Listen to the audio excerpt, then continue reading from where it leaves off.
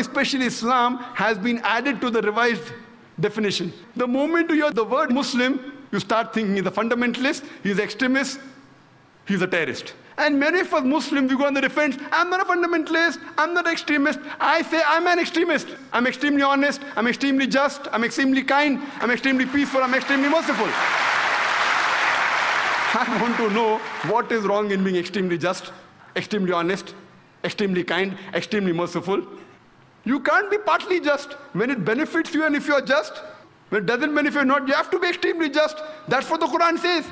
Our religious scripture, the word of Almighty God, says you have to be fully just. We can't expect a judge to be partly just. When he wants, he does justice. Otherwise, no.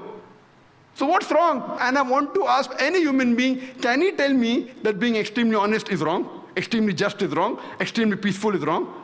We have to be an extremist, but in the right direction. So when someone says I'm extremist, I have to be an extremist Muslim. Only if I'm an extremist Muslim can I be a good Muslim. Otherwise I can't. I know these terminologies have been manipulated. The definitions keep on changing. But we have to turn the tables over.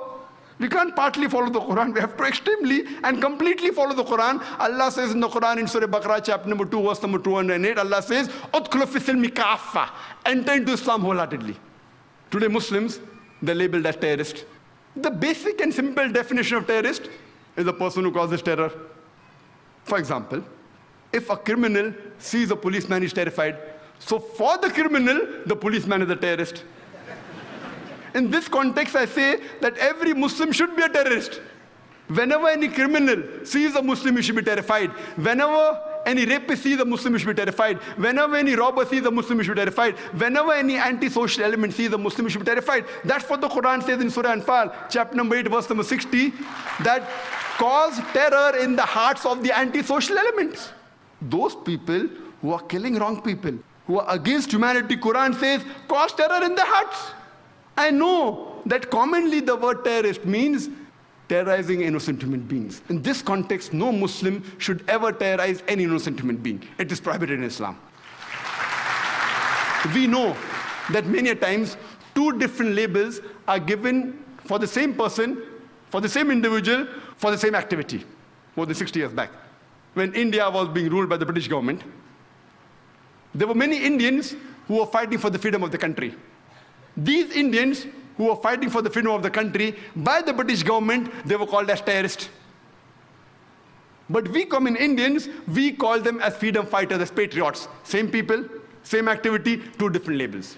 If you agree with the view of the British government that they had a right to rule over India, then you have to call these people as terrorists. But if you agree with the view of the common Indians that the Britishers came to India to do business, they have no right to rule over us, then you have to call them as patriots, as freedom fighters. These same very Britishers, they call Bhagat Singh, Chandrasekhar Azad, Subhash Chandra Bose as terrorists. Do we agree? Not at all.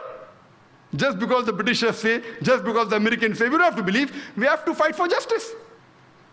They were patriots, they were freedom fighters. Therefore, before you give a label to any individual, you have to try and find out for what reason is he striving. We have several such examples in world history. Time does not permit us to give all the details. I'll just give one more example of the American Revolution, which took place in the 19th century.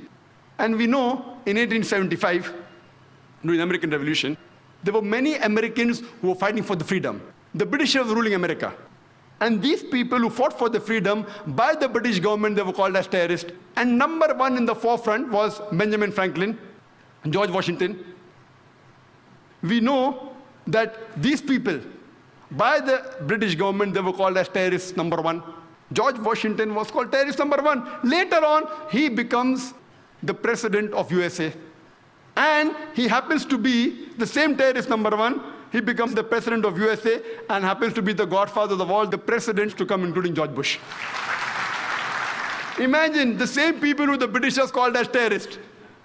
Now they're allies. They are the best friends.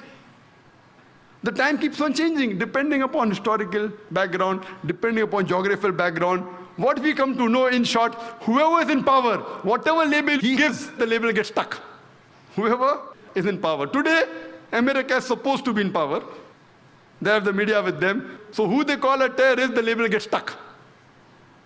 It gets stuck. I had gone to Australia in December 2001, just a couple of months after the 9/11. And one of my first talks was in the city of Perth. I gave a talk on jihad and terrorism and Islamic perspective.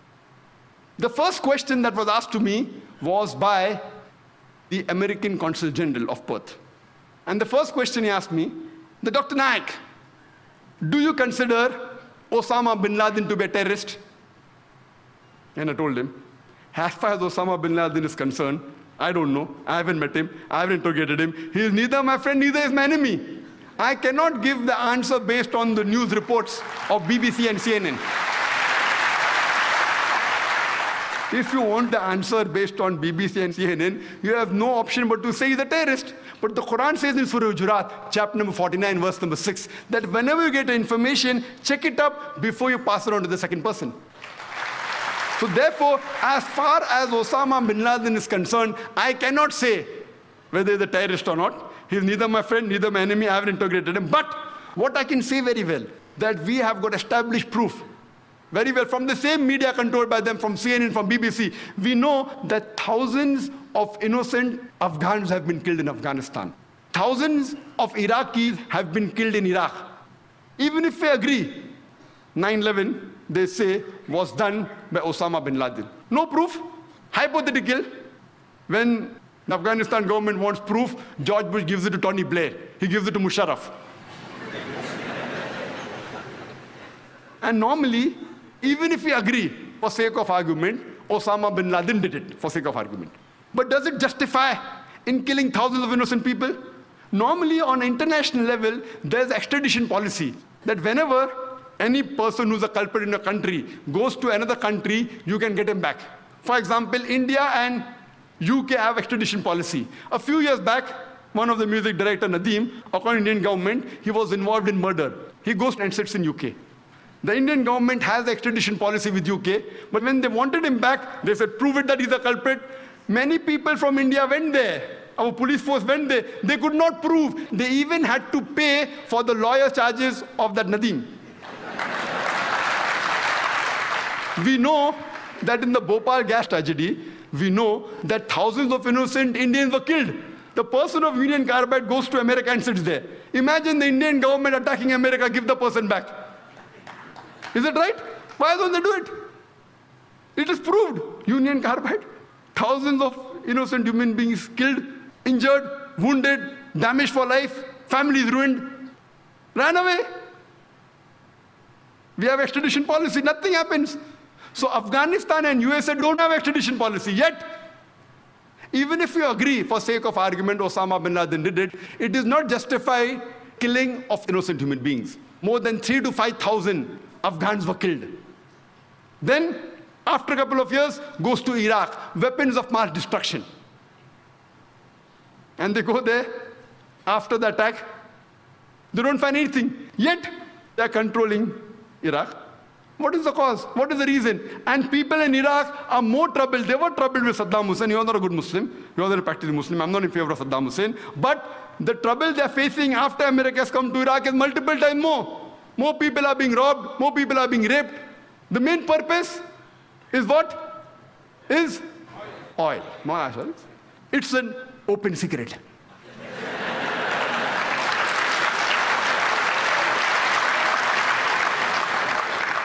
So I told the American Consul General at that time that according to me, #1 terrorist in the world is George Bush.